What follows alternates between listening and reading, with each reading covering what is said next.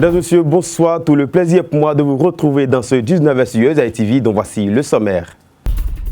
L'honorable Zéphirin Kedjaoundé dénonce la gestion chaotique des affaires de l'État par le président de la République. À travers une sortie médiatique, le président de l'UDD Wologede exige que les contrats liant l'État béninois aux sociétés Atral et Bénin Contrôle soient rendus publics. L'Union européenne a offert à la République du Bénin 2 fourgons climatisés tout neufs pour les prisons civiles d'Abomey et de Cotonou. À suivre dans ce journal la cérémonie de remise officielle de ces véhicules. La vente à la sauvette est faite sans autorisation sur les domaines publics. Quelles sont les conséquences liées à cette manière de vente? Éléments de réponse dans ce journal. À nouveau, bonsoir. L'Union européenne a offert à la République du Bénin 2 fourgons climatisés tout neufs pour les prisons civiles d'Abomey et de Cotonou. Lesquels fourgons, d'une capacité de 17 passagers, devront faciliter le transfert des détenus des prisons vers les tribunaux et les juridictions de droit commun. Le projet qui a financé l'achat de 2 fourgons s'intitule « Projet d'appui à la justice », financé sur le 10e Fonds européen de développement pour une période de mise en œuvre de 6 ans, donc 2014-2020, et avec 3 volets principaux: l'appui à l'administration centrale, donc au ministère de la Justice, les soutiens aux services judiciaires et les soutiens aux services pénitentiaires. Donc ça va sans dire que la cérémonie d'aujourd'hui concernait surtout les 3e volets, donc c'est ce qu'on fait pour soutenir la gestion des prisons au Bénin. Sinon les projets en envergure majeure et plusieurs activités sont prévues, ont déjà été réalisées et plusieurs encore sont prévues d'ici 2020. L'objectif principal du projet, c'est d'aider le ministère et tous les acteurs de justice au Bénin à pouvoir mettre en œuvre la politique nationale de développement secteur de la justice, qui est un document approuvé par le gouvernement du Bénin et qui sert un peu comme feuille de route pour l'épanouissement de la justice jusqu'au 2025. Et au terme de ce projet, il y a eu le projet d'appui à la justice sur le 10e Fonds européen de développement. Et dans le cadre de ce partenariat, nous mettons en œuvre en fait le début programme. Et pour le compte du début programme 1, pour lequel en fait nous avions réceptionné 2 fourgons ce matin. 2 fourgons, c'est-à-dire en fait ce sont des véhicules qui permettent le transfèrement des détenus de la prison civile vers les juridictions en vue en fait de leur jugement et bien évidemment du prononcé de leur peine ou en fait de la levée de la peine ou en fait leur permettra de dire s'ils sont condamnés ou pas. Donc vous voyez systématiquement l'impact direct de l'acquisition de ces fourgons qui sont destinés. Et il y a un pour la prison civile de Cotonou et le second pour la prison civile d'Abomey. Donc avec l'appui substantiel que nous apporte l'Union européenne ce jour à travers la remise de ces fourgons, il y aura en fait une célérité en termes de jugement, il y aura une réduction des charges liées à la location des véhicules. Parce que parfois nous faisons recours à des locations privées qui en fait ne répondent pas aux normes, puisque parfois les prestataires mettent à la disposition de la justice pour le transfèrement des bâchers. Et vous voyez les bâchers avec leur état et nous assistons parfois à des évasions, ce qui n'est pas du tout bon pour la sécurité de nos populations et détenus qui se retrouvent dans la nature. Vous voyez ce que ça donne. Donc je crois qu'avec cet appui substantiel, les conditions sécuritaires sont remplies et mieux les dossiers pourront être vidés. Parce que du fait des difficultés de transfèrement vers les juridictions, les jugements n'ont pas lieu à temps. Donc pour nous, en fait, cet effort est à saluer. Et nous n'allons pas nous arrêter à cet effort. Je crois que nous l'avions annoncé qu'il y aura dans les jours à venir le renforcement du parc automobile en termes d'acquisition de véhicules pour les tribunaux, pour les présidents des cours d'appel. Et puis tout ça s'inscrit dans le cadre national juridique. En dehors de ça, nous aurions en fait à réceptionner aussi 3 autres fourgons pour les autres prisons. Et 3 autres fourgons dont la capacité est plus énorme que ceux que nous avions réceptionnés ce matin, puisque ceux que nous avions réceptionnés ce matin sont d'une capacité de 17 personnes. Les fourgons à venir sont d'une capacité de 30 personnes. Donc en fait, tout ça pour en fait matérialiser et dire à quel point le partenariat entre l'Union européenne et la justice en fait et vont bon train et nous permettre véritablement en phase avec les actions qu'accomplissent aussi le gouvernement de pouvoir atteindre les meilleurs résultats et le mieux de faire de notre justice une justice crédible, accessible à tous. Le député Zéphirin Kedjaoudé a tenu une conférence de presse ce jeudi 11 mai. Au cours de cette sortie médiatique, le président du parti UDD Wologede s'est officiellement déclaré n'être plus en harmonie avec la gestion que fait Patrice Talon depuis son investiture le 6 avril 2016 à la tête du pays. On écoute Zéphirin Kedjaoudé au micro de nos reporters.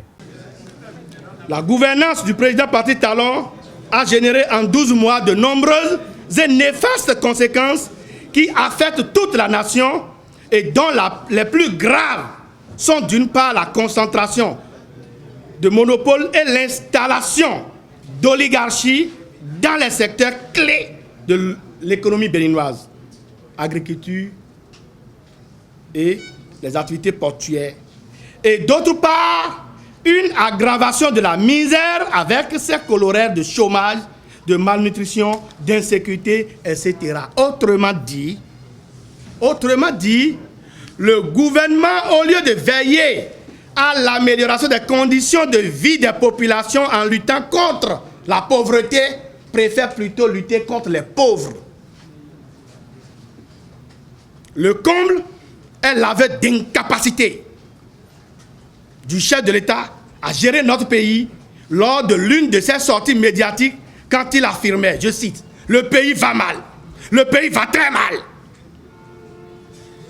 Et comment, dans ces conditions, le même chef d'État peut-il encore demander à son peuple d'attendre et de serrer les ceintures pendant au moins 2 ans encore? Pendant ce temps, lui, il est en train de construire tous les jours que Dieu fait, rebâtir, j'allais dire, son empire économique. Allez-y comprendre quelque chose. C'est d'ailleurs ce que certains esprits éveillés de la République, que nous saluons et félicitons ici, ont très vite compris en commençant par tirer la sonnette d'alarme très tôt. L'UDD Wologede les remercie pour leur lucidité et leur patriotisme. Toujours au cours de cette sortie médiatique, le député Zéphirin Kedjaoudé a notifié que le Bénin est sans gouvernement depuis le 27 mars dernier. Ceci par rapport au nombre de ministres qui est passé à 20 depuis la démission de Candide Azanaï, ex-ministre chargé de la Défense. Zéphirin Kedjaoudé, président de l'UDD Wologede, au micro de nos reporters. Quel est alors le sort, je dirais la légitimité de l'actuel gouvernement qui est sans nouveau décret conséquent depuis le 27 mars 2017? Il n'y a pas de gouvernement. Il n'y a pas de gouvernement. Nous n'avons pas de gouvernement. Il n'y en a plus. Hein. Il n'y en a plus. Car un gouvernement est toujours constaté par un décret. Le décret pris le 6 avril 2016 nous parle de 21 membres. L'un d'entre eux a rendu le tablier pour sauver son honneur et sa dignité. Ce gouvernement est mort. On aurait pu, avant toute autre action, si tant est que il est difficile de faire un nouveau choix, on aurait dû reprendre tout simplement le décret. L'ancien décret. Le décret, un nouveau décret, pour nous dire désormais, le gouvernement est réduit à 20. Là, on saurait que le gouvernement, le soi-disant gouvernement actuel, se repose sur une base juridique. Peut-être que les 7 sages n'ont pas vu, mais je le dis à visage découvert que moi je vais saisir la Cour constitutionnelle.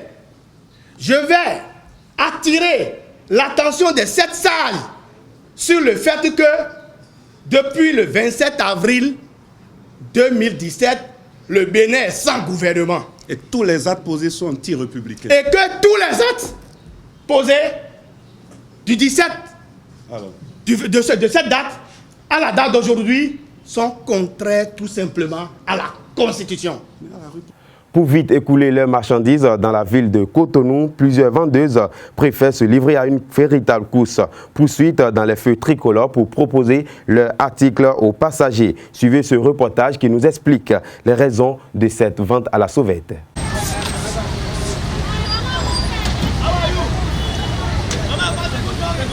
Les artères des villes de Cotonou et notamment les feux tricolores sont ainsi occupés par ces vendeurs ambulants. C'est sans doute le seul moyen pour eux de pouvoir satisfaire à leurs besoins fondamentaux et plusieurs raisons sous-tendent le choix de ces derniers. Premièrement, je suis un étudiant. Donc, parfois, il y a un manque de moyens pour pouvoir payer comment dirais-je, des photocopies et autres là, ou bien pour se nourrir. Il y a beaucoup de gens parmi nous, les diplômés sans emploi. C'est ce qui nous pousse souvent à faire ce job-là. C'est pour m'aider dans certaines activités, exemple comme payer certaines sous, comme les photocopies. Parce que si tu as quelqu'un qui travaille dans les affaires de l'État là, tu es gagné. Si tu n'as personne qui travaille dans les affaires de l'État là, tu es foutu. Agenda, stylo, eau, ustensiles de cuisine sont entre autres des produits que ces vendeurs proposent aux clients circonstanciels qui par moments s'approvisionnent. Des fois quand on achète dans les fêtes tricolores, moi je vois, chez moi je vois que c'est moins cher par rapport d'aller dans les boutiques. Par exemple, quand je prends ma moto, je m'en vais, au lieu de dévier pour aller dans une boutique, je peux m'arrêter dans un feu, j'achète simplement puis je pars. Bon, ça ne dure pas, mais le prix est abordable par rapport aux boutiques. J'ai besoin de ça en urgence et dans le feu, je vois que c'est plus rapide que d'aller dans les supermarchés ou bien quelque part acheter. C'est la raison qui me pousse à acheter.